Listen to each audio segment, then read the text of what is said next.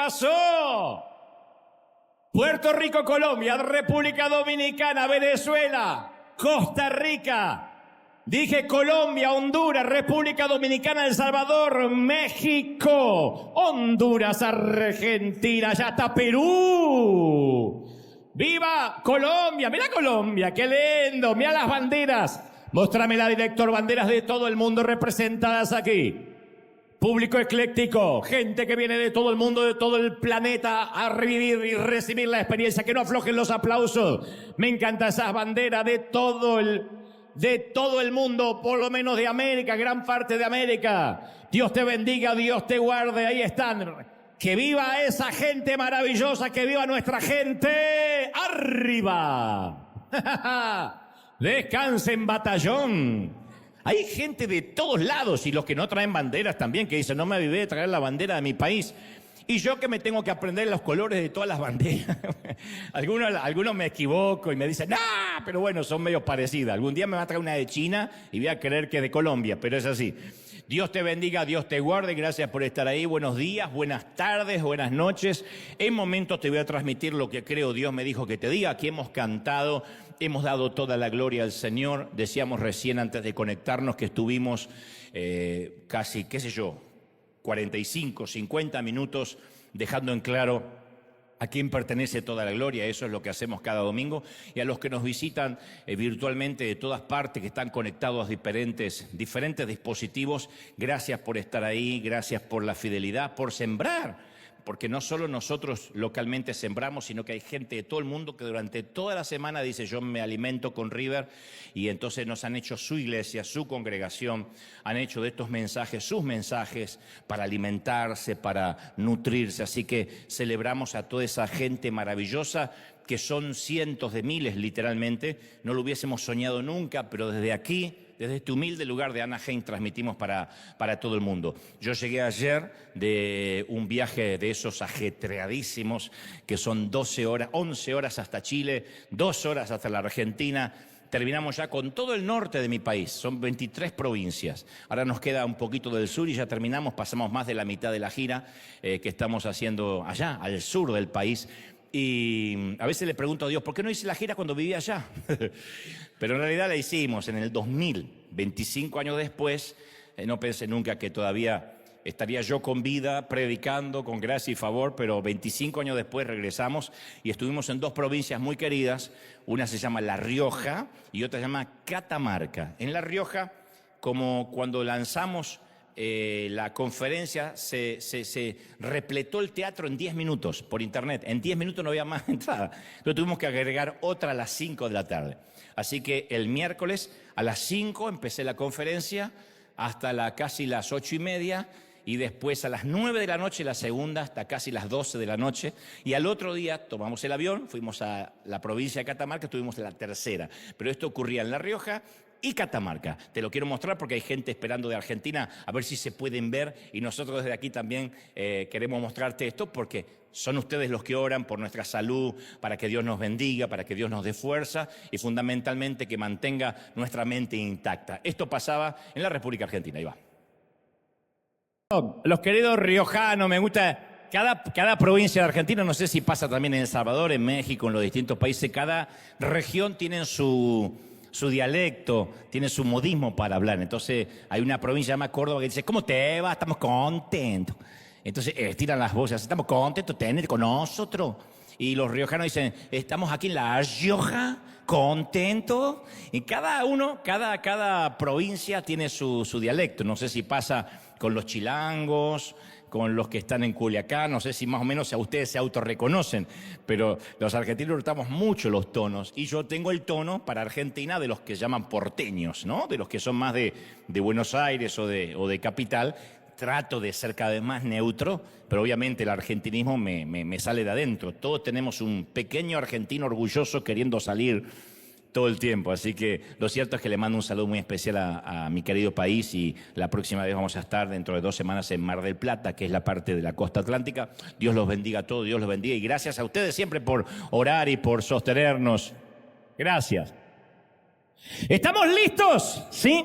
Bueno, hace hoy casi 80 años en realidad 79 años, bueno, por eso casi 80, que en 1946, en la semana de Navidad, se estrenaba una de las películas clásicas más queridas de todos los tiempos. Estoy hablando de 1946, se llama Qué bello es vivir, dirigida por Frank Capra, un gran director, y protagonizada por James Stewart.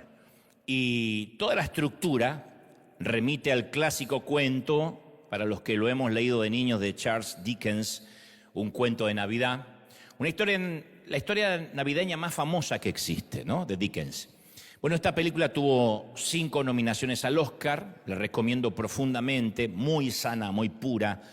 Ya no se hacen películas así, y fue nominada al Oscar como mejor película, mejor director, mejor actor.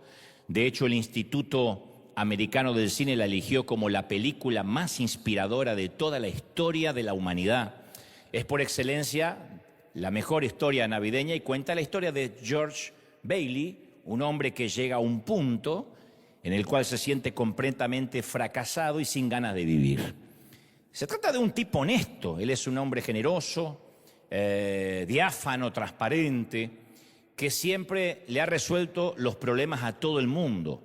Es un hombre muy dadivoso, muy generoso, pero que renunció a sí mismo por el bien de los demás, nunca pensó en sí. Y aunque George y su esposa hacen todo lo posible por salir adelante, la vida le va poniendo toda clase de conflictos, de infortunios. Entonces la película comienza en la Nochebuena, en la que George se dispone a suicidarse, a quitarse la vida, porque no encuentra otra salida. Va a quitarse la vida. Pero en esa precisa noche, él no sospecha que todos los habitantes del pequeño pueblo donde él reside comienzan a orar por él. No saben que se está por quitar la vida, pero están agradecidos por la vida de George y le piden a Dios que se acuerde de George Bailey y que lo ayude a ser feliz. Hay alguien que dice: Señor, yo le debo todo a George Bailey, bendícelo en esta Nochebuena. En otra casa se eleva otra oración: Dios, este hombre me ayudó cuando no tenía empleo. Otro dice: oh Dios, acuérdate de George y su familia esta noche. Otra mujer dice: en esta Nochebuena bendice a George, que tanto ayudó a las viudas y a los huérfanos de este pueblo. Entonces la plétora esa de oraciones de los amigos de este caballero llega hasta el cielo y capta la atención de Dios, quien envía a un ángel novato y bonachón, un tal Clarence, que desde hacía tiempo estaba intentando ganarse sus propias alas. Y antes que sea enviado, se le cuenta al ángel toda la vida de George, y justamente ese repaso es el meollo de la película, ¿no es cierto? Ese ángel bonachón es ese señor grande que vemos ahí con sombrero. El filme tiene mucho sentido del humor, pero también tiene una mirada descarnada acerca de las dificultades de la vida. El encanto justamente es mostrar todo lo malo para que podamos valorar lo bueno. En un momento el ángel pregunta qué le ocurre a este hombre antes de ser enviado a la misión aquí en la tierra. ¿Pero qué le pasa a este hombre? ¿Está enfermo? Y le dicen: no, es peor, está desanimado. Exactamente a las 10:45 de la noche, hora de la tierra, este hombre considerará seriamente deshacerse del regalo más grande que Dios le ha dado. Y este regalo es la propia vida de George Bailey. Y a partir de ahí el ángel novato, a cambio de ganarse sus alas, le va a mostrar al mismo George cuántas vidas ha afectado, cuántas vidas él ha bendecido sin saberlo, y cómo fundamentalmente sería la vida del pueblo sin él, si él nunca hubiera existido. Entonces, creo que este film muestra que el desánimo nos roba la perspectiva. A veces logra que no podamos ver todo lo bueno que Dios ha hecho o que está haciendo con nosotros, y hasta nos hace pensar que a veces es mejor morirse y terminar con todo. Cuando vemos cómo gente se quita la vida, cuando vemos gente que considera el suicidio y a lo mejor tiene hijitos, familia, cónyuge, padres, trabajo, salud, decimos: ¿pero qué le pasó? No estoy justificando el suicidio ni haciendo una apología de eso, ni mucho menos, pero si uno pudiera meterse en su mente, perdió la perspectiva de manera tal que no logra ver las cosas buenas. Yo no sé si se acuerdan o si te acuerdas cuando Elías le pide a Dios la eutanasia, quiere que Dios le quite la vida. Justo cuando la reina Jezabel lo amenaza de muerte, dice: Dios, quítame la vida. Eso es lo que puede a veces hacer el desánimo El desánimo es la puerta de entrada a la depresión. El desánimo es cuando ya no tenemos ganas de luchar. Nos hace deshacernos de nuestro potencial, del propósito de Dios para nuestras vidas. Entonces el desánimo siempre intenta que perdamos el valor para correr riesgos, para lanzarnos, para intentarlo. Entonces no hay duda que Dios planta sueños en cada uno de nuestros corazones. De hecho, hay sueños que estoy convencido que son destinos dados por Dios. Algunos tenemos sueños desde que estábamos en el vientre de la madre, aunque no lo sabíamos, y cuando nacimos empezamos a pensar en esos sueños. No hablo de ser astronautas en la NASA, de ser jugadores de las ligas de Europa. Hablo de esos sueños que perduran a través de los años y podría ser algo que Dios nos está llamando a hacer, una habilidad innata, un talento, una oportunidad que llega una o dos veces a veces en la vida. En el mejor de los casos 2 veces, en el peor llega una sola vez, es una ola que algunos dejan pasar. Podría ser una visión para la familia, una visión para nuestro trabajo, para nuestro llamado, para desarrollar el ministerio, pero en un momento siempre se suele interponer el desánimo. Y como el personaje de la película, como George Bailey, en un momento no vemos todo lo bueno que hizo Dios con nuestra vida. Perdemos la perspectiva. Dios pudo habernos bendecido durante 30 años y un mal año, una mala temporada, nos puede hacer creer de que nunca tuvimos el favor de Dios. O lo que es peor, que Dios se hartó. O que caímos de la gracia. O que ya hemos perdido la unción, o que Dios retiró la mano. A veces una mala temporada o un invierno de unos 3, 4 meses nos hace pensar de que nunca tuvimos veranos, de que Dios nunca nos usó. A mí me ha pasado no sé, de estar frente a un estadio con miles de personas y yo tocaba el cielo con las manos, siendo tan jovencito, contar con los oídos de tanta gente, y capaz que unos meses después, no digo años, meses después, estaba tirado en el piso diciendo: Señor, yo no sirvo para nada, soy un fraude, nunca te voy a agradar, no logro dar con el ancho. Yo digo, ¿cómo uno puede olvidarse de todo lo que Dios hace con nosotros? Por eso la palabra de Dios desde Génesis hasta Apocalipsis es: recuerda, recuerda, recuerda que te saqué de Egipto, recuerda cómo te maté, te eliminé el hambre cuando no tenías para comer en el desierto, cómo dividí el mar en dos. Continuamente recordar para que la perspectiva de un mal presente no nos haga olvidar que Dios siempre estuvo. Ahora, ¿por qué pasa esto? Porque el enemigo siempre nos está pisando los talones. Entonces nos sentimos abrumados y gracias a ese torbellino de angustia que a veces viene, dormimos menos, discutimos más, estamos más malhumorados, tenemos mala digestión, nos duele todo.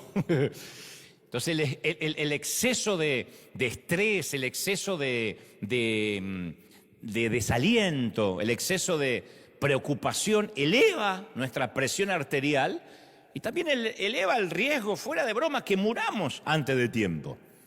Yo siempre digo que muchos van a llegar al cielo y van a decir: Señor, gracias por traerme. Y Dios va a decir: no te traje, viniste solo. Ni siquiera era tu tiempo para que venga.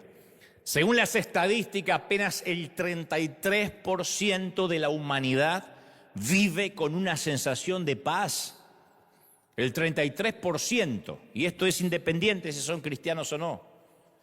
Son cifras alarmantes. Significa que hay un porcentaje inmenso, hay un 70 y tanto por ciento o casi 70% que no tiene paz, que no duerme. Se venden pastillas para dormir, pastillas para descansar, para reposar, para meditar. La gente ha perdido el sueño. Los periodos prolongados de ansiedad, de desánimo, de preocupación, terminan derivando a veces en depresiones clínicas graves. Y esas depresiones clínicas después somatizan en problemas físicos graves. En el peor de los casos, cáncer, tumores, leucemias, problemas en los riñones, en la digestión. El desánimo empieza como un trastorno químico que puede llevarnos a la desesperación. En palabras simples, como una vez te dije, es como que se mezclaran las sales, como si nos sacudieran la cabeza y las sales, los condimentos se mezclan. Estoy hablando en palabras simples, los médicos me matarían por lo que digo, pero es como que se mezclan esas sales y empezamos a perder la perspectiva. 1 de cada 5 adultos hoy en día tiene un desorden de salud mental. 1 de cada 5 adultos, una locura. Están pensando de acá quiénes están los locos y quiénes son los cuerdos, ¿verdad? Lo más probable es que la mayoría de nosotros estemos un poquito con los patitos desalineados. Y cuando sentimos que la tormenta del desaliento llega a nosotros y no se va por un tiempo, por meses, por una temporada, sentimos que si Dios no la calma esa tormenta o no la quita rápido, es porque estamos haciendo algo mal. Y ahí es cuando a la depresión o al desaliento se le agrega la culpa. Yo hablo mucho respecto a esto. Y vuelvo a insistir, aunque esto no es el meollo del mensaje, vuelvo a insistir, la iglesia le ha hecho mucho daño a aquellos que sufren desaliento o depresión, porque lo primero que le decimos es que confiese un pecado oculto, que vamos a reprender los demonios que te están atormentando. Entonces, el pobre que está desalentado, le dicen que está endemoniado, que tiene pecado, que tiene que confesar victoria, que le falta fe, y a todo lo que siente se le agrega la pesada dosis de culpa. Entonces, la culpa viene porque sentimos que si esto lleva ya meses, o semanas, o una temporada, algo estamos haciendo mal. Todos tenemos días mejores que otros. Y todos tenemos mañana que no nos levantamos muy eufóricos. Hay de los que en 10, 15 minutos se hacen autoterapia, ponen una canción, escuchan música, no sé, meditan, escriben y se les pasa. Y hay otros que no pueden. Y no está mal, porque somos estructuras emocionales diferentes. Entonces, cuando nos sentimos débiles o tristes, pensamos que Dios nos dejó, que ya no estamos en fe, que nos estamos alejando del Señor. Y yo quiero decirte esto entre paréntesis.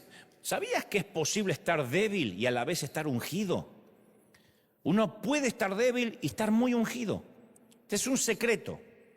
A lo largo de nuestra vida experimentaremos temporadas en que nos sentimos muy débiles, que decimos, Señor, yo no puedo. Ya no sé cómo avanzar, hice lo que se supone que debía hacer. Pero cuando nos sentimos más débiles, cuando nos sentimos a veces más frustrados, eso no cambia la autoridad delegada que tenemos de parte del Señor. No cambia. La debilidad y la unción suelen ir de la mano. Siempre, casi siempre. La debilidad y la unción van de la mano. A veces cuando nos quejamos diciendo yo estoy débil, no estoy en mi mejor momento, no puedo hacer esto, no puedo cumplir con lo que Dios me está mandando. Y no hablo solo de ministerio, hablo de mamás que a veces dicen, yo estoy harta de ser mamá. No digas amén porque por ahí está tu hijo. Pero ¿cuántas mamás dicen, ya está, basta, no puedo más? ¿Cuántos padres dicen, basta, es una responsabilidad muy grande, soy muy joven, debería estar con mis amigos y estoy comprando pañales? Y hay momentos que el peso de la vida nos hace sentir débiles. Y es justamente cuando Dios nos muestra que a través de nuestra debilidad tiene un propósito grande. Dios quiere que sus asignaciones más grandes nos lleguen cuando estamos en el momento más bajo. Dios no nos va a dar una nueva asignación, un nuevo llamado, un nuevo desafío si estamos en nuestro momento más alto. Cuando decimos, Señor, ¿dónde hay un muerto para resucitar? Aleluya, estoy llenísimo. Dios va a decir, para que se te baje un poquito la espuma. Porque es muy probable que si en ese momento llega una nueva asignación, creamos y consideremos que es porque estamos bien anímicamente, porque nos lo merecemos, porque merecemos algo del crédito, y como nosotros queremos tragarnos siempre todo el crédito, Dios suele esperar que estemos en el momento más bajo para hablarnos, para darnos una asignación. Pablo se alegraba de esa debilidad. Le escribe a los Corintios en el 2 de Corintios capítulo 2, versículo 10, y les dice, por lo cual, por amor a Cristo, me gozo en mis debilidades, en los insultos, en las necesidades, en las persecuciones, en las angustias. Necesidades, angustias, persecuciones, mira todo lo que enumera. Dice, porque cuando soy débil, entonces soy fuerte. Cuando me siento más flaquito, cuando me siento que no voy a poder, es cuanto más Dios me fortalece, cuanto más Dios me sostiene. ¿Lo creemos, sí o no? Ahora, teniendo esta enunciación de Pablo, ¿por qué siempre está tan mal o tan mal visto que algunos hijos de Dios en temporadas se sientan tristes o deprimidos? ¿Por qué todo el mundo tenemos que fingir? Que de hecho, a veces no solo estamos lidiando con esa simple emoción de decir, bueno, tuve una mala mañana, una mala noche. No, a veces me consta que aquí mismo y en casa hay gente con una opresiva depresión clínica. Y no podemos juzgarlas y decirle, Dios los dejó, ahora están bajo el tormento del demonio. Es una locura decir esto. Yo he escuchado pastores condenar a los que se deprimían y después su propia esposa entró en un pozo depresivo que tuvo que terminar en un psiquiátrico. Entonces no podemos condenar y pensar que quien pasa momentos de debilidad es porque Dios lo abandonó o necesariamente está haciendo algo mal. Conozco a muchos cristianos que sienten una inmensa culpa por sentirse débiles, porque en ciertos momentos del año dicen, no tengo fuerza ni para orar. Tengo que forzarme para orar. No tengo fuerzas para continuar. Aunque ames y sirvas a Dios, puedes que te sientas cargado a veces por depresión, porque tu matrimonio está a punto de derrumbarse, porque tu hijo está internado en un programa de rehabilitación por cuarta vez, porque no puedes salir de lo que tu doctor llamó depresión postparto y tu bebé acaba de cumplir 6 años. Y tú dices, no puedo salir. ¿Qué vamos a decir? ¿Esta mujer está loca? ¿Qué le pasa? Hay mujeres que no pueden salir. La depresión intenta siempre robarte tu identidad, pero nunca la temporada de tristeza te va a definir. Tú no eres eso. Las circunstancias o las temporadas no nos definen. A mí no me define el invierno, ni el otoño, ni el verano. Yo no soy el que usa camiseta y short en verano y el que usa abrigo en invierno. Yo no soy eso. Yo soy lo que está debajo de la vestimenta, independientemente de la temporada que me toque. Lo que define siempre quiénes somos no son las estaciones ni las temporadas, sino nuestra identidad en Cristo. Eso nos define quiénes somos en Cristo. ¿Pero estamos de acuerdo, sí o no? Quizá exteriormente se nos ve débiles, pero por dentro estamos ungidos. Eso no cambia. Irrevocables son los dones y el llamamiento de Dios. Cuando hay una gracia y un favor, esa gracia y ese favor no se va. Yo he tenido momentos altos y momentos muy bajos y la unción no ha variado, a excepción de que en los momentos bajos es cuanto más me han dicho, wow, Dios te usó, algo tuviste que haber hecho. Sí, estoy deprimido. No, pero oraste más, ¿no es cierto? Para este mensaje porque se te veía. No, quizá era el momento más débil. El momento que dije, Señor, hoy no tengo nada para colaborar en este equipo. Hoy solamente voy a depender de ti. Y Dios dice, por fin he esperado esa oración, cabezón, por 1 década o más. Entonces yo siempre he sentido que la unción no varía, independientemente de las temporadas que nos tocan vivir.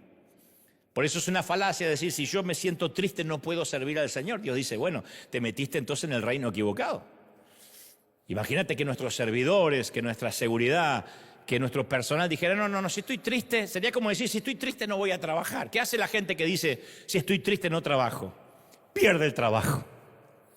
Tienen que fajarse, ir al trabajo, tomarse una jarra de café y a trabajar. Dirían en mi país, a pechugarla, viejo. A rajarse a su tierra. Es lo mismo. Cuando estamos tristes o deprimidos no podemos pensar, uy, Dios no me va a usar. ¿Cómo voy a bendecir a otro si me siento tan mal? Es cuanto más uno puede bendecir al otro, porque somos nada más la manguera por donde pasa el agua. Y encima vamos a quedar mojados por haber pasado el agua. Encima algo de unción nos va a quedar por bendecir a otro. No te sorprendas si en el momento más bajo de tu pareja Dios te dice, quiero que le des un consejo matrimonial a aquel. ¿En serio? Si yo quiero matar al gordo este. Y Dios te dice, pero ahora es cuando tus palabras no van a ser de tu experiencia, van a ser de mi unción. A veces estamos pasando momentos económicos apretados y Dios dice, yo quiero que le des una palabra a alguien que va a prosperar, que Dios lo va a bendecir, que no se entregue. Pero Señor, si yo no tengo para la renta o para el mortgage, bueno, justamente, pero no se trata de que tú eres el ejemplo. Tienes que predicar lo que yo te pongo en tu boca. Esa es la unción que fluye, aun cuando seamos débiles. ¿Me siguen? Entonces, quizá estamos deprimidos, pero nuestra verdadera identidad es que somos parte de un real sacerdocio. Y el enemigo no quiere que creamos que estamos ungidos. Él ataca la identidad. Así no puede servir. Así no puedes aconsejar. Así no puedes ayudar a nadie. Él no quiere que confiemos en que tenemos todavía esa unción. Y aunque hayamos caído presos de una depresión, todos seguimos siendo hijos de Dios. Y esto es casi infantil lo que te voy a decir. Hay papis, hay mamis acá. Tu hijo deja de ser hijo porque está malhumorado. Que tengas ganas de desheredarlo y echarlo es otra cosa, pero sigue siendo hijo. Tu hijo deja de ser, tu hija deja de ser tu hija porque hoy está triste, porque un novio le rompió el corazón. Nunca perdemos la identidad en nuestra familia, cuanto menos nuestra identidad en Dios. Entonces el enemigo sabe lo poderosa que es nuestra identidad en Dios. El presidente sigue siendo el presidente y el comandante en jefe de las Fuerzas Armadas en tiempo de guerra, aunque esté débil. Biden en los últimos años o en los últimos meses se decía que estaba senil, pero seguía teniendo el poder. El enemigo sabe eso, pero nos dice, si estás débil no tienes poder. Si estás débil no eres hijo de Dios. Y quiero que te lleves esta palabra en el corazón. Sigues siendo hijo de Dios, le guste a quien le guste. Se enferme quien se enferme. ¿Alguien lo cree, sí o no?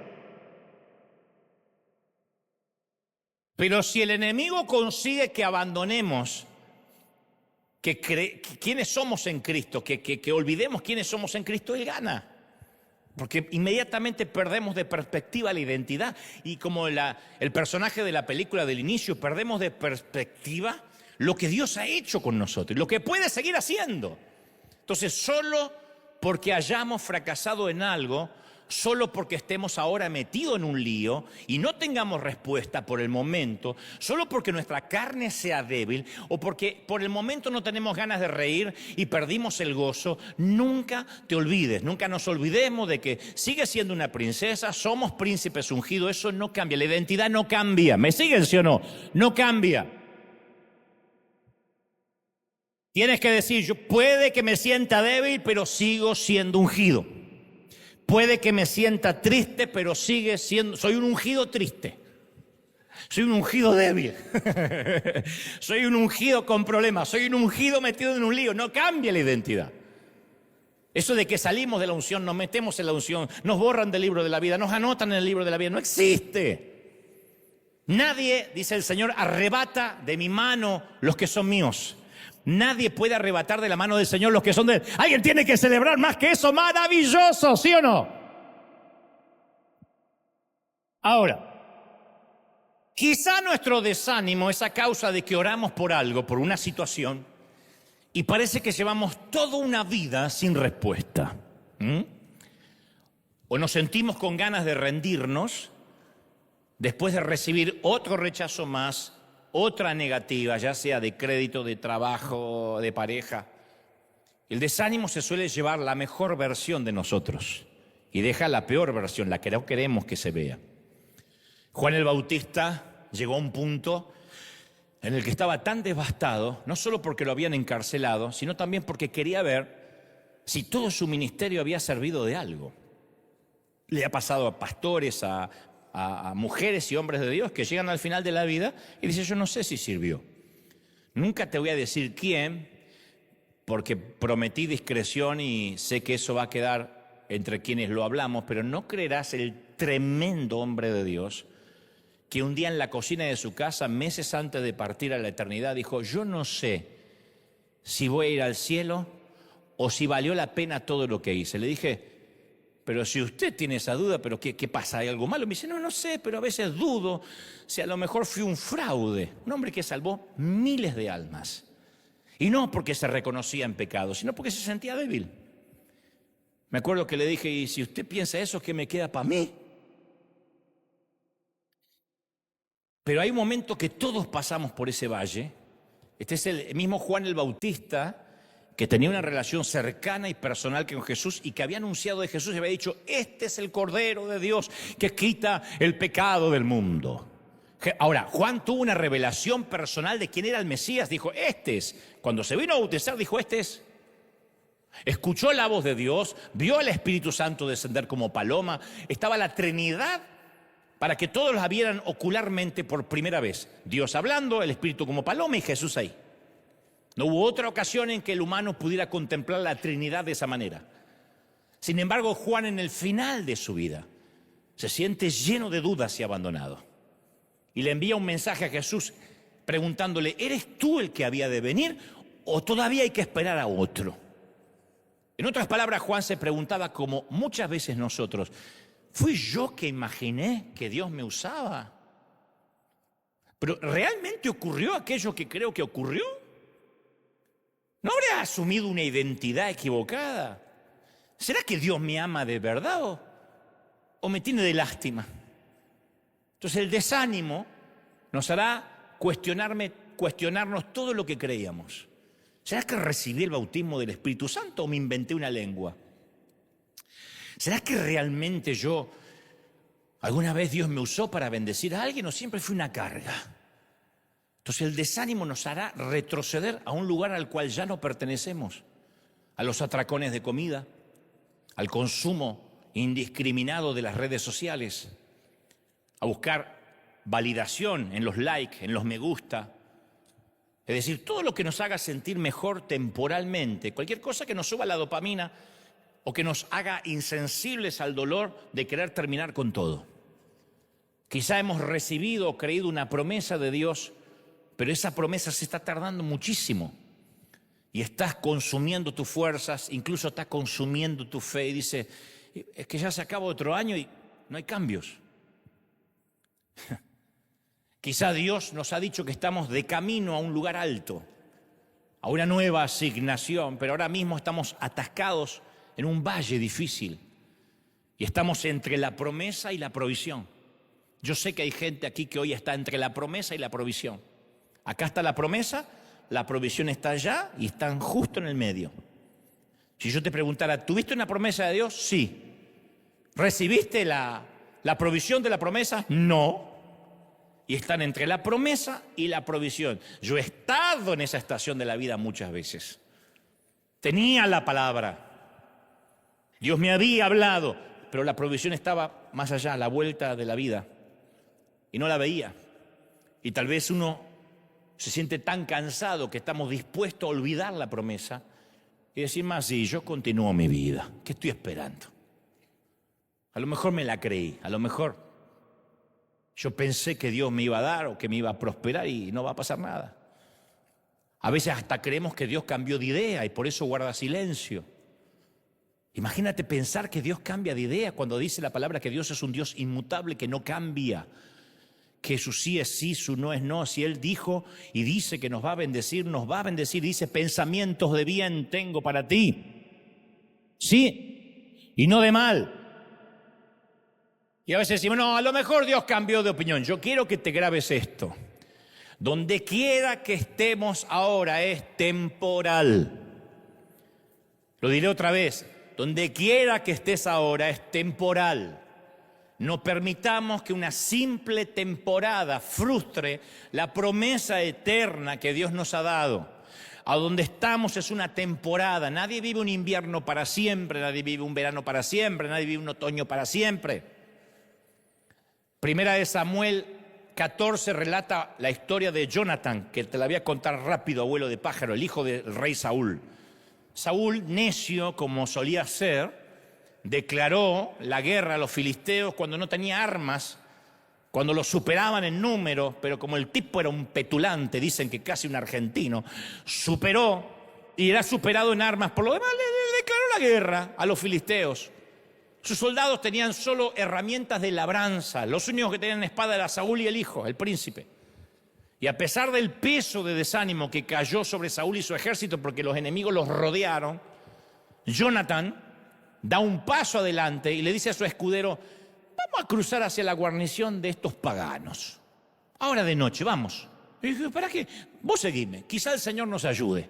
Quizá el Señor nos ayude. Y agrega, porque para Él es igual salvarnos, ya sea con muchos hombres o con pocos hombres. Si Dios nos quiere salvar, no necesita un ejército. Si Dios nos va a bendecir, no importa la circunstancia. Dios puede que esté con nosotros. Fíjate la fe de Jonatán. Me fascina. No recibió una palabra, no le dijo el profeta ve, como solía decirle Samuel a Saúl. Dijo, vamos. Si Dios nos quiere salvar, lo va a hacer. Es una manera de decir, o Dios está en la ecuación y estamos salvados, o Dios no está en la ecuación y estamos fregados ahora, mañana y siempre. Hay momentos que uno dice, ¿está Dios o no está Dios? No hay un término medio. Si está Dios, aleluya. Si no está Dios, ¿para qué esperamos acá? Que nos maten rápido.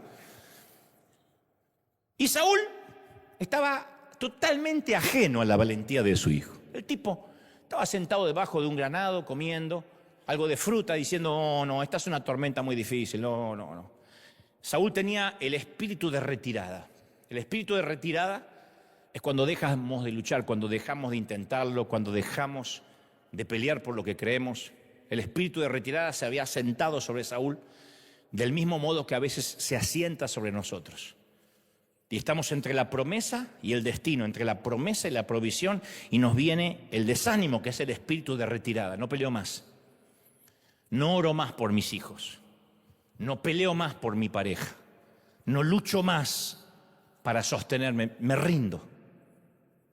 Saúl se sentó en la sombra, esperando que lleguen tiempos mejores, que Dios le haya en el camino, que Dios haga un milagro. El espíritu de retirada es esto. ¿Qué estás haciendo? Esperando que Dios me bendiga. Tu abuela lo va a bendecir. Pero Dios sabe que a los lugares altos solo se llega atravesando tormentas difíciles. Por eso Jonathan tuvo una iniciativa llena de fe y dijo, me niego a permitir que un lugar difícil me impida llegar a mi lugar alto.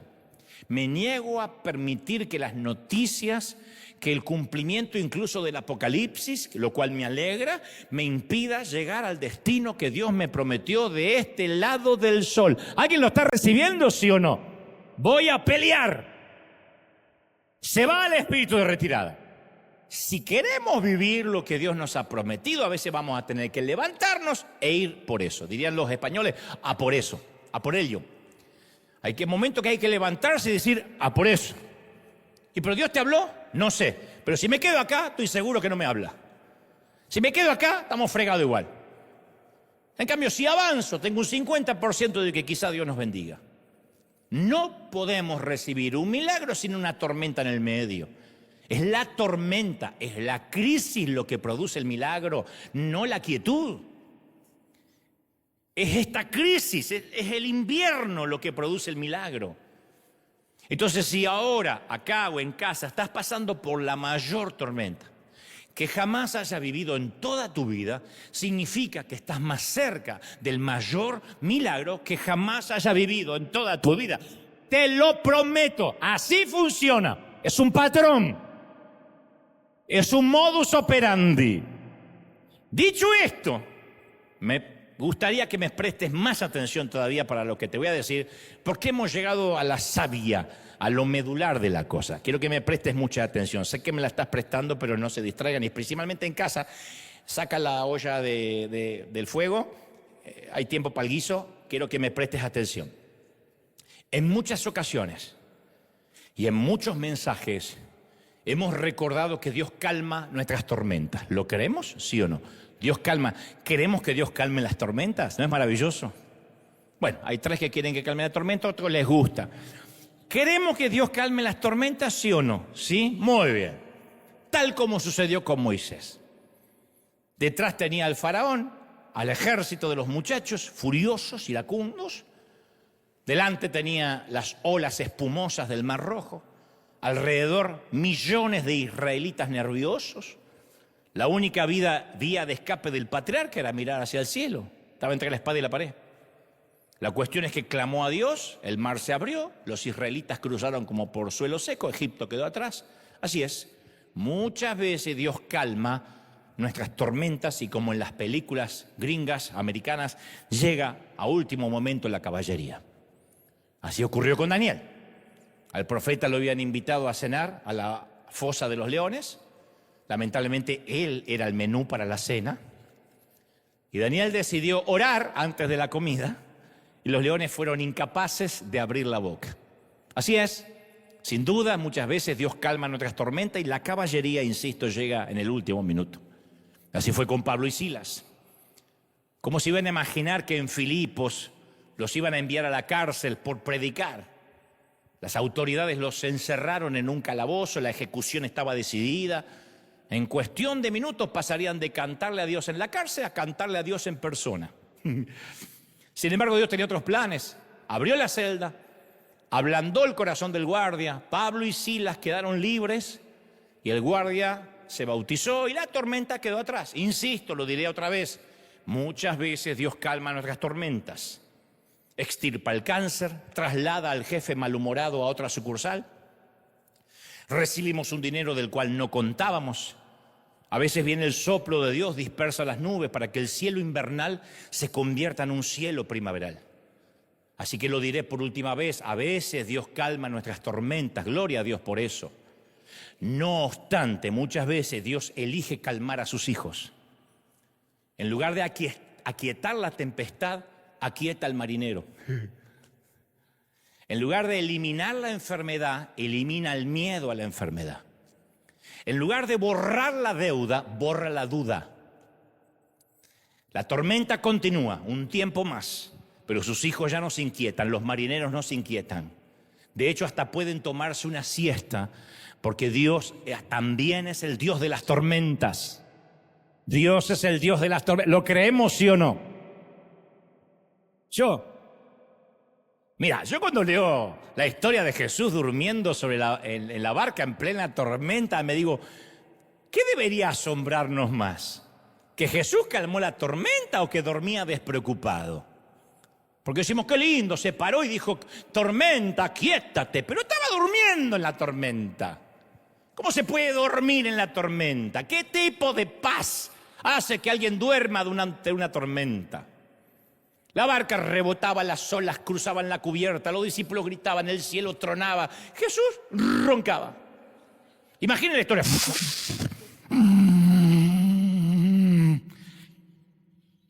Yo vengo a veces durmiendo en el avión y entra una turbulencia de golpe. ¡Ah! Dice, no puedo seguir durmiendo. Más cuando los aviones empiezan a moverse así, no puedo. Entonces es maravilloso dormir durante la tormenta. Porque si no podemos atravesar la pesadilla de la tormenta, nunca experimentaremos el sueño del cielo para nuestra vida. El correr de los años a mí me enseñaron que cuando las personas no se rinden durante la tormenta, durante la etapa de crisis, ahí es cuando empieza a producirse la oportunidad más grande, cuando no nos rendimos, cuando no aceptamos el espíritu de retirada. Cuando decimos como los samuráis, si voy a morir para adelante. Como dijo Jonathan, vamos. El escudero habrá dicho, ¿y si nos matan? ¿Y qué te pensás que va a pasar mañana si nos quedamos acá? Así que o apuremos la muerte o apuremos la victoria. Entonces todo lo que queremos lo conseguiremos si no nos rendimos. Dios no bendecirá el espíritu de retirada. La bandera blanca no funciona para Dios. Al contrario, el lío en el cual estamos metidos es nuestro camino hacia las cosas milagrosas en nuestra vida. Dios permite a veces que estemos en un lío para rescatarnos. Así se generan los testimonios. Pero nosotros siempre queremos el milagro sin la tormenta. Y quiero que escuches lo que diré ahora. Mientras más, no pretendo muchos amenes hoy, pero mientras más nos acerquemos a cumplir nuestro propósito, nuestra asignación en Dios, más difícil se va a poner todo y tanto peor se verá la tormenta. La tormenta se va a ver peor si viene una asignación grande. No lo olvides. Lo que pasa es que nosotros queremos la asignación grande sin la tormenta. Queremos salir de Egipto sin que nos persiga el faraón. Queremos las grandes bendiciones sin la pelea. Y eso no va a ocurrir. Es como una mujer que vive su sueño de la maternidad. Toda la vida, algún día me gustaría ser mamá, me gustaría ser mañana. Y cuando es mamá disfruta el viaje. Pero cuando llega el momento de dar a luz, ese sueño solo nace mediante la experiencia de un dolor intenso. Todas las mamis saben esto. El Calvario fue el camino de la iglesia hacia el sueño. Dios dijo, tengo un sueño, yo quiero una iglesia. Jesús dijo, yo edificaré mi iglesia y las puertas del Hades no prevalecerán contra ella. ¿Qué dijeron las puertas del infierno? Las fuerzas del infierno. Bueno, nosotros no pensamos lo mismo. Nosotros te vamos a detener, te vamos a clavar en una cruz, arruinaremos tus sueños, Jesús, no habrá iglesia. Pero cuando Jesús salió de esa tumba el tercer día, la pesadilla se convirtió en el camino hacia el sueño. Lo logró, pero tuvo que pasar la tormenta. ¿Me están siguiendo? La tuvo que atravesar. Filipenses 1:6 nos lo dice: aquel que comenzó en vosotros la buena obra la terminará, la perfeccionará. Él no tiene el espíritu de retirada con nosotros. No se da por vencido contigo. Lo diré otra vez: Él no se va a dar por vencido. Tú te vas a dar vencido con Él. Tú vas a fracasar varias veces y vas a bajar los brazos, me voy de acá, no me quedo más. Dios no te va a dejar. Dios no se dará por vencido contigo. Así como los papis no nos damos por vencidos con nuestros hijos. Nunca. Hagan lo que hagan, no nos daremos por vencidos. Dios no bajará los brazos contigo. Mientras exista la tierra, la Biblia dice que habrá estaciones en nuestra vida. Después de la siembra viene el tiempo de esperar a que crezca la siembra, después viene la cosecha. Pero vienen tiempos que son inviernos, otoño, primavera. ¿Cuántas veces hemos hablado de eso? Hay un cactus que se llama la reina de la noche, un cactus que es muy parecido a un arbusto muerto, no dice nada, hasta que llega el momento de la floración.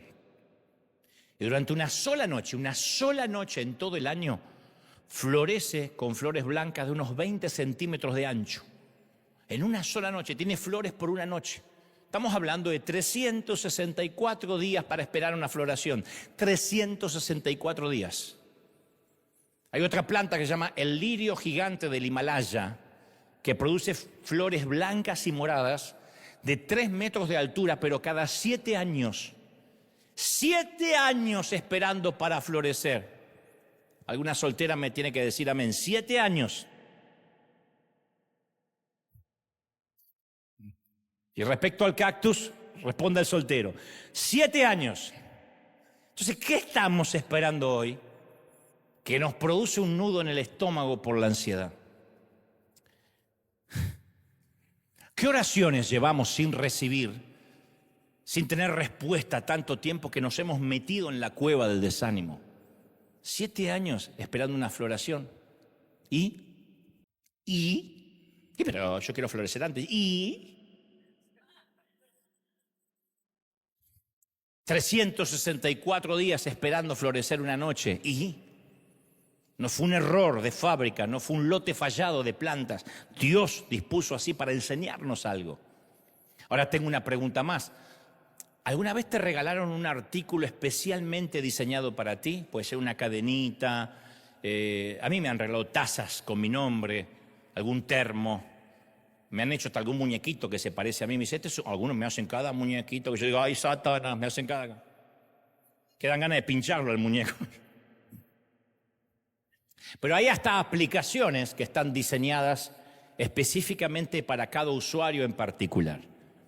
Voy a decir algo que por ahí es obvio para la mayoría, pero quizá no. Las noticias que tú lees, aunque leas el mismo periódico en línea que yo, no son las noticias que yo voy a leer. Nadie lee el mismo periódico, nadie. Los algoritmos, según tus búsquedas, van preparando en primera instancia cuáles son las noticias que tú quieres leer. Entonces tú vas a, no sé, aquí sería el Washington Post, Los Angeles Times, en Argentina sería Clarín, La Nación. Tú buscas las noticias y si siempre buscas acerca algo del fútbol, es lo primero que te va a aparecer. Y después las demás noticias políticas que no te importan tanto van por allá abajo. Si estás buscando qué es de la vida de, no sé, Taylor Swift, si eres fanática de Luis Miguel, te va a aparecer siempre: Luis Miguel se acaba de reventar un grano esta mañana. Te van a aparecer. Y tú me vas a decir, ¿viste lo de Luis Miguel? No. Pero si vimos el mismo portal juntos. Sí, pero tu portal está diseñado por tus algoritmos y por tus búsquedas, que es diferente al mío. O sea, las noticias están diseñadas por una aplicación específicamente para nosotros. Y lo que voy a decirte quizás no te guste demasiado, pero lo diré de igual modo total, no se pueden escapar y están acá. Dios tiene una tormenta diseñada a tu medida. La tormenta que estás pasando no es la misma tormenta que yo necesito. Tú no quieres mi tormenta. Yo no quiero la tuya. Y por esa razón, es que en lugar de aquietar la tempestad, Dios a veces aquieta a su marinero. Quita esta tormenta de mí. No, te la diseñé con tus algoritmos. Es exactamente lo que estás necesitando para mi proceso en ti. No la voy a quitar. Entonces hay gente que tiene que pasar por cierto crisol y otros por otro tipo de crisol y otros por otro tipo de crisol, porque son tormentas diseñadas a nuestra medida, a tu medida. ¿Se acuerda de Jonás, el profeta a quien Dios llamó a predicar a la ciudad de Nínive, que en lugar de obedecer terminó en el estómago de un gran pez? La historia de Jonás nos enseña de cómo Dios prepara su aplicación de tormenta. De hecho, en tu celular, aunque no lo ves, tienes algo que es una aplicación de tormentas de Dios que un ángel puso anoche mientras dormías. Y eso empieza a activarse porque tiene que ver con tu proceso. Jonás 1:7 dice, y Dios dispuso un gran pez que se tragara a Jonás. ¿Cómo nos gustaría que dijera, y Satanás mandó un pez? Pero no lo mandó el diablo, Dios le dijo, tu pez, Moby,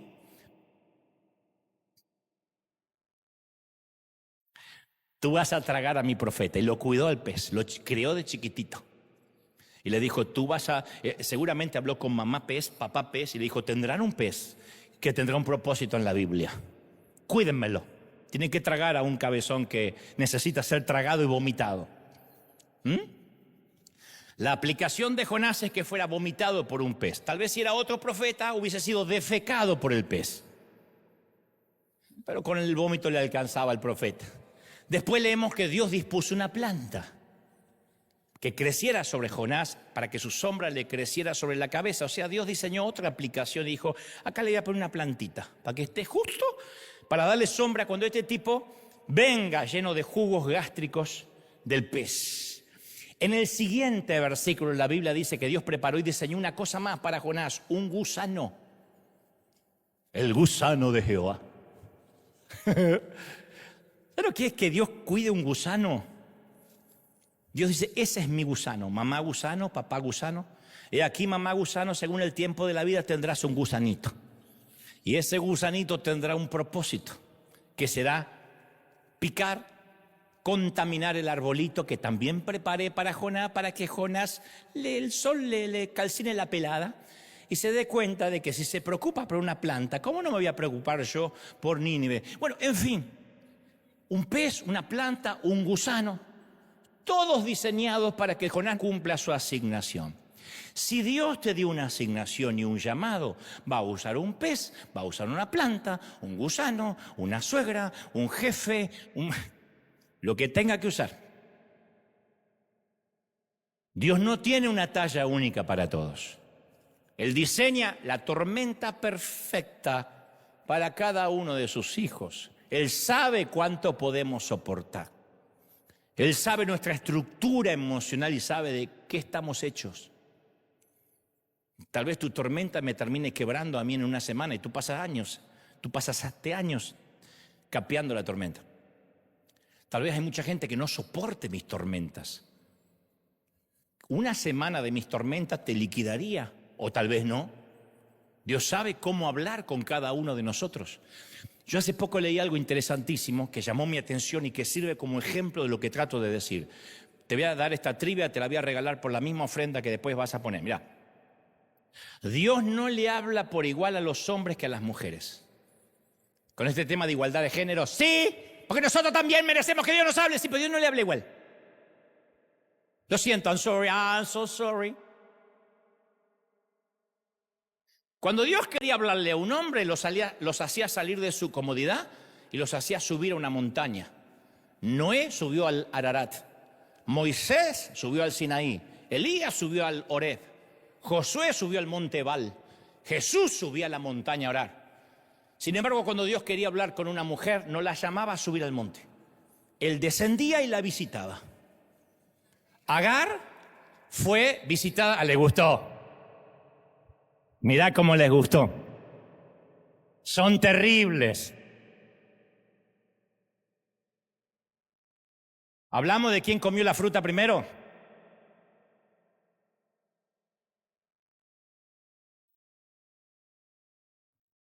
Agar fue visitada en el desierto. María fue encontrada en su casa. La mujer samaritana fue buscada junto al pozo. María Magdalena fue llamada por su nombre en el jardín. Dios nunca las hizo escalar. Él bajó y baja donde están. A las mujeres Dios las visita con ternura donde están, porque fueron diseñadas para dar vida, para hacer ayuda, para guardar promesas, para hacer habitación de su presencia. A los hombres Dios los llama a subir. Este pensó que no iba a escalar una montaña en su vida. Porque los hombres fuimos creados para cargar visión, para liderar, para interceder, para edificar desde la cima. Los hombres tienen que sudar y sufrir escalando montañas para poder encontrarse con el propósito de Dios. Dios no le dará su propósito a un hombre cómodo, nunca, jamás. Nunca he visto un ungido vago o un vago ungido, nunca.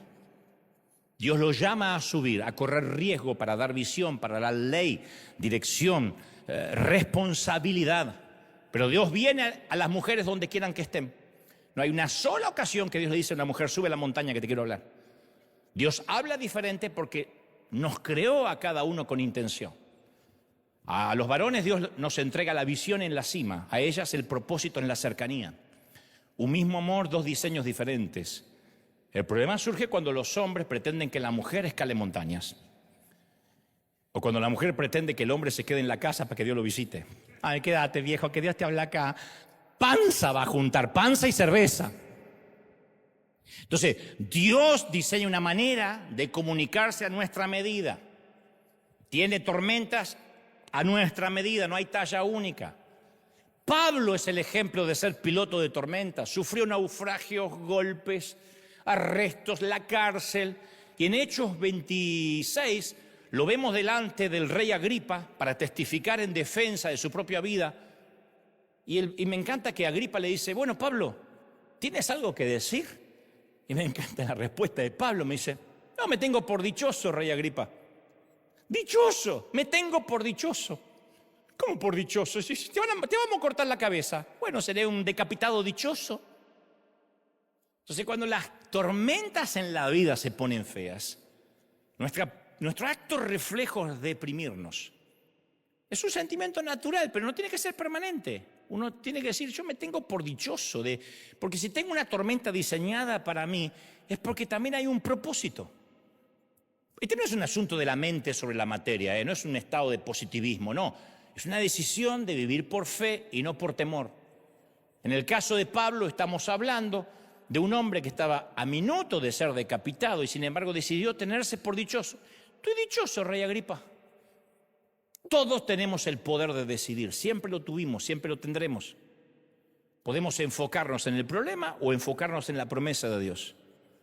Uno de mis versículos de la Biblia favoritos está en Jeremías 15, 16, que dice, fueron halladas tus palabras y yo las comí. Tu palabra me fue por gozo, por alegría en mi corazón, porque he invocado a Jehová, Dios de los ejércitos. Jeremías dice, me comí tu palabra. No creo que literalmente estuviera almorzando la Biblia, sino que estaba dando una potente analogía. Así como la comida fortalece el cuerpo, la palabra de Dios nutre el alma y vigoriza el corazón. La palabra de Dios es el sustento para un espíritu quebrantado. Cuando uno de mis hermanos murió de manera súbita por un infarto masivo a los 46 años, mi madre quedó devastada, como cualquier madre que pierde a un hijo. Y en su mayor momento de dolor, de tristeza, me contaba mi papá que se aferró al versículo de Habacuc 3:17. Mi papá me decía, tu mamá siempre hablaba de esto de la higuera, esa cosa de la higuera. Mi papá era muy bíblico. Aunque la higuera no florezca ni en las vides haya frutos, aunque falte el producto del olivo y los labrados no den mantenimiento, aunque las ovejas sean quitadas de la majada y no haya vaca en los corrales, con todo, yo me alegraré, me sentiré dichoso, diría Pablo, en el Dios de mi salvación. Mirá, dice, Jehová el Señor es mi fortaleza, Él me da pies como de ciervas y me hace caminar en las alturas. Esto lo está diciendo alguien en su momento más bajo. Dios me está haciendo caminar en las alturas. ¿Por qué es su momento más bajo? Porque no hay comida, porque no hay fruto, porque no hay cosecha. Y él dice, Dios me está haciendo caminar en las alturas. ¿Cómo uno puede caminar en las alturas en su momento más bajo? Mamá se identificaba con ese episodio. Ella se sentía sola, devastada, y en lugar de, yo supongo, de quebranto, vacía, de sentirse al borde de quitarse la vida, toda su vida agitada por una tormenta, perder un hijo, el hijo que, no quiero decir el que más amaba, pero el que más complicidad tenía. Pero al aferrarse a este pasaje de las Escrituras, día a día, a veces minuto a minuto, ella podía repetir, aunque la tierra no dé fruto, aunque no vea las cosas que Dios me prometió, no voy a dejar de alegrarme en Dios, caminaré en lugares altos. Yo te voy a recitar un versículo que por estadística dicen que es el más subrayado de la Biblia en todo el mundo. Es la receta de Pablo para un corazón preocupado, Filipenses 4:4. Está siempre llenos de alegría en el Señor, dice Pablo. Lo repito, alégrense. Es una orden, no una sugerencia, no si te nace, no si tienes 2 tequilas encima, sino es una orden. Que todo el mundo vea que son considerados en lo que hacen. Recuerden que el Señor vuelve pronto. No se preocupen por nada. En cambio, oren por todo, dice Pablo. Díganle a Dios lo que necesitan. Denle gracias por lo que ya hizo.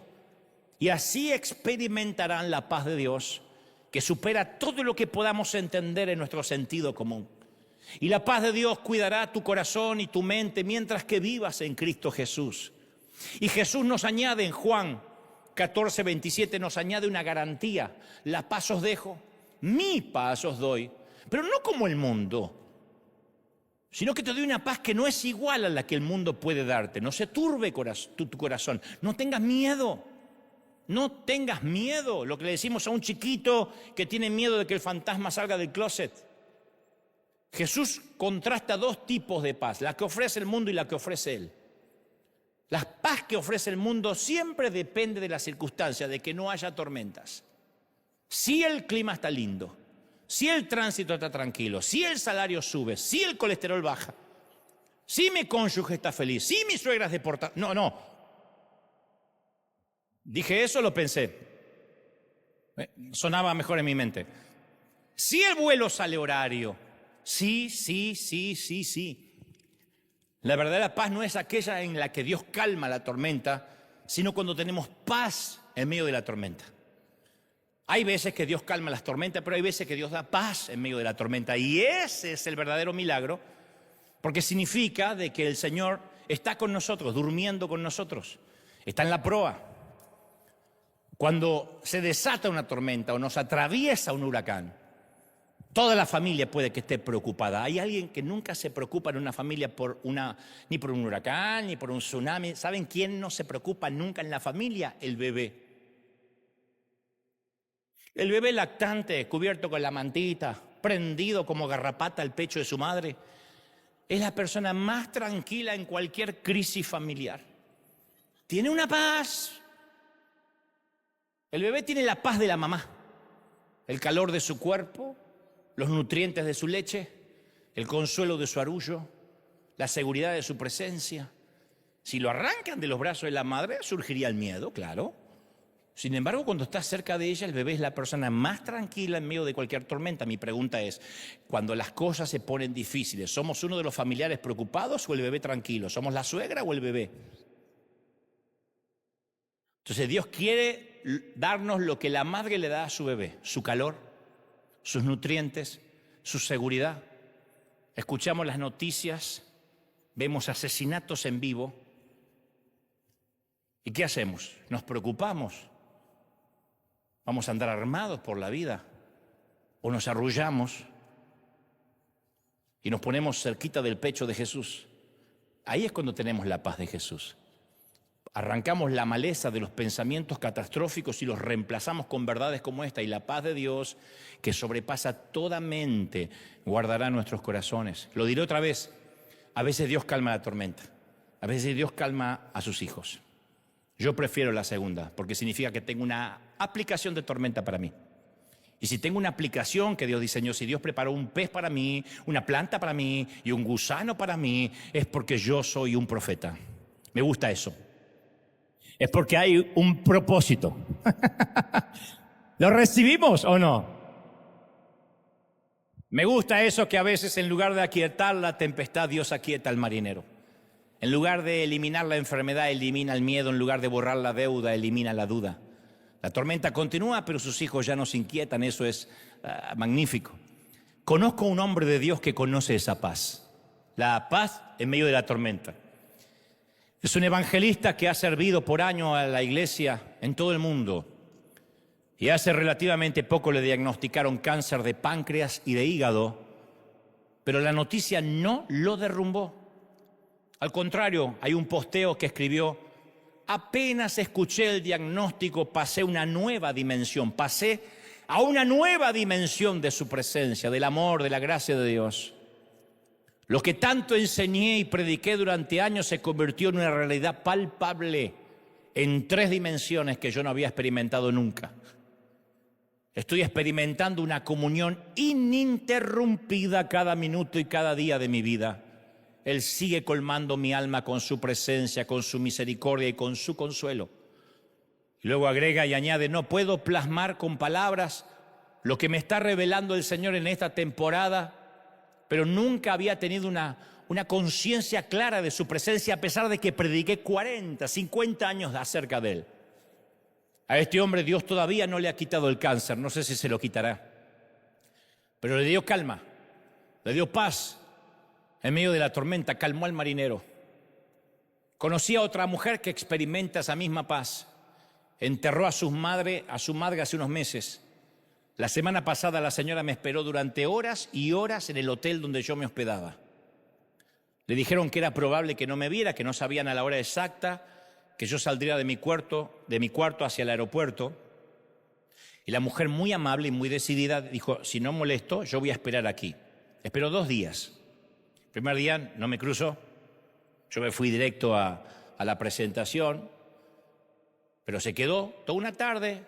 No logramos cruzarnos, regresó a la mañana siguiente y estuvo allí hasta el mediodía. Dijo: en algún momento, en esa provincia hay un solo hotel más o menos digno.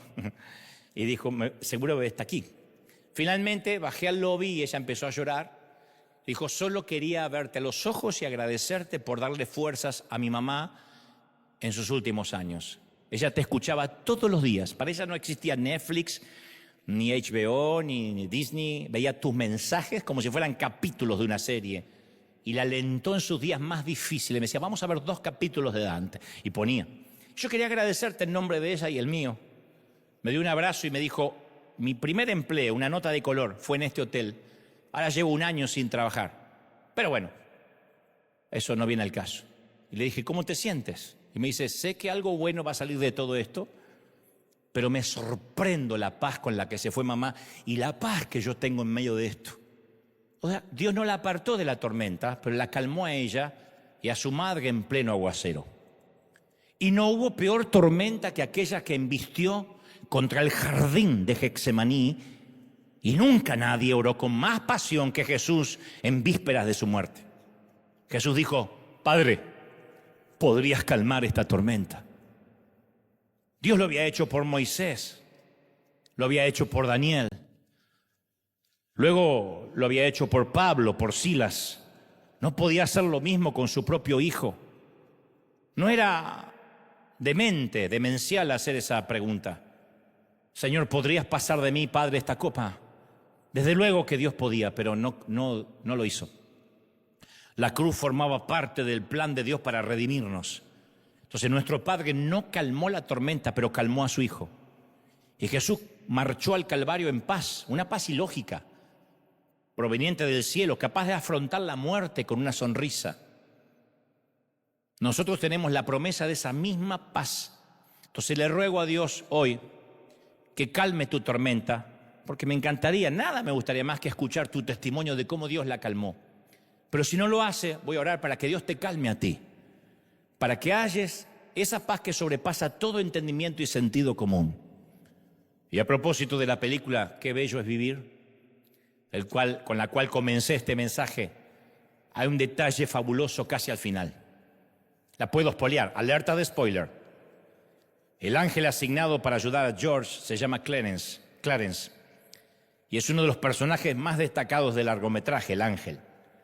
Al principio parece un ángel un poco torpe, pero luego con el correr del filme, empieza a mostrar sabiduría.